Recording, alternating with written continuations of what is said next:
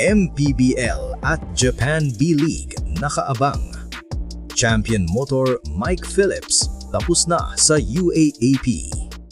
Mga kahoops, kakatapos lang ng UAAP Finals. Champion na naman ang Lasal. Pero ang tunay na tanong ngayon, ano ang susunod para kay Motor Mike Phillips? MPBL?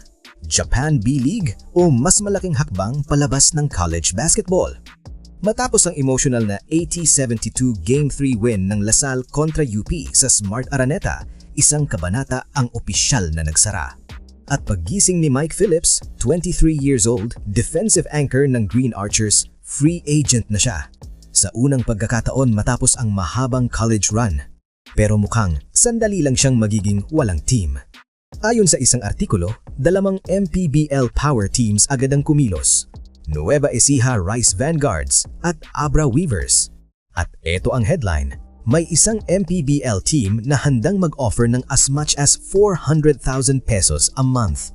Para sa isang bagong tapos sa UAAP, hindi yan biro. Ibig sabihin lang, mataas ang tingin ng pro teams kay Motor Mike. Hindi basta-basta binibigyan ng ganyang offer ang UAAP big men. MPBL teams usually reserve that kind of money para sa players na may immediate impact, rebounding, defense at leadership. At si Phillips, tick lahat ng box. Pero eto na ang plot twist. Hindi lang local leagues ang nakaabang. Matatandaan niyo ba ang World University Basketball Series sa Tokyo last August? Si Mike Phillips umiscore ng 30 points doon. Doon pa lang, may mga mata na ang Japan sa kanya. At ngayon, may offer siya bilang world import sa Japan B-League. Minimum salary, $10,000 monthly. Yes, dolyar na ang usapan. Hindi madaling makapasok bilang world import sa Japan. Mas gusto nila yung players na disciplined, defensive-minded, kayang mag-adjust sa system basketball.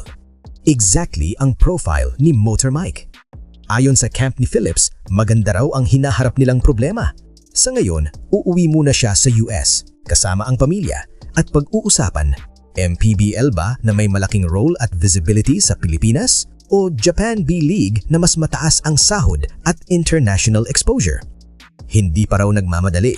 Ang goal, what's best for Mike long term? So, ayan.